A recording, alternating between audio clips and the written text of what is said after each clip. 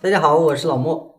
香酥烧饼最简单的做法来了，做好皮酥，里面更香，保證看完就會，絕對不會學廢，非常簡單。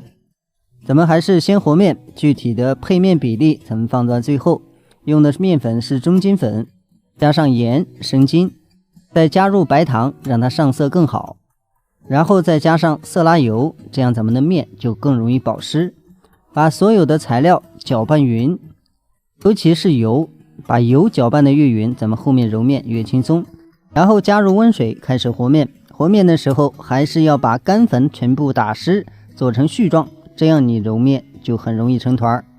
面和成團之後繼續揉一下，把表面給它揉得乾爽一點，不會粘手就 OK。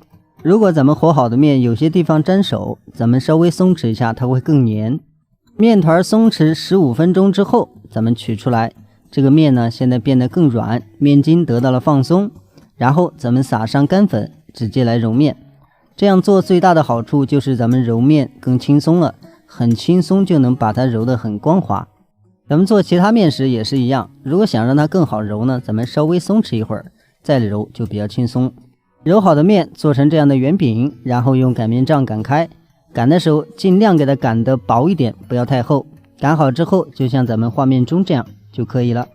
接着咱們倒上色拉油，這個色拉油呢大概在15克左右，不需要多，只要能把它抹匀就可以。然後咱們抓一把干粉直接撒在上面，這樣就相當於制作了一個油酥。然後把面粉和油在上面刮一下，這樣它的油酥效果就能出來。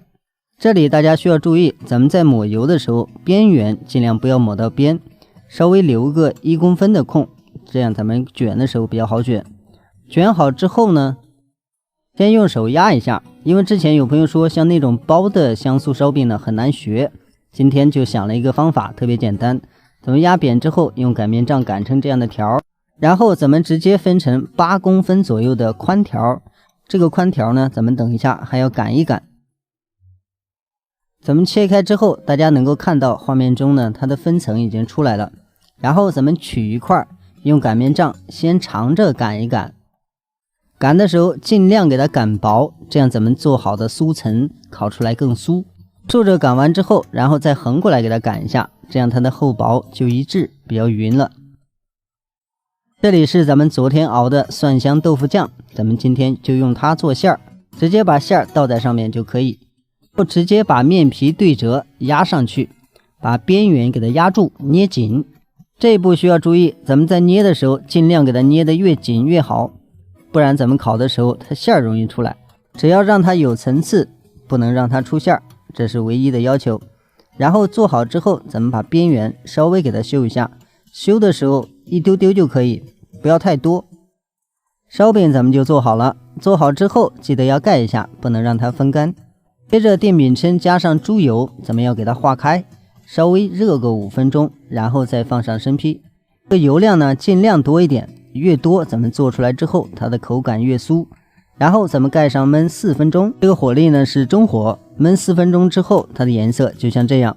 然後咱們翻過來，讓油把2面都潤一下，這樣咱們讓它吸一下油，後面再做的時候它的酥脆度就更容易出來。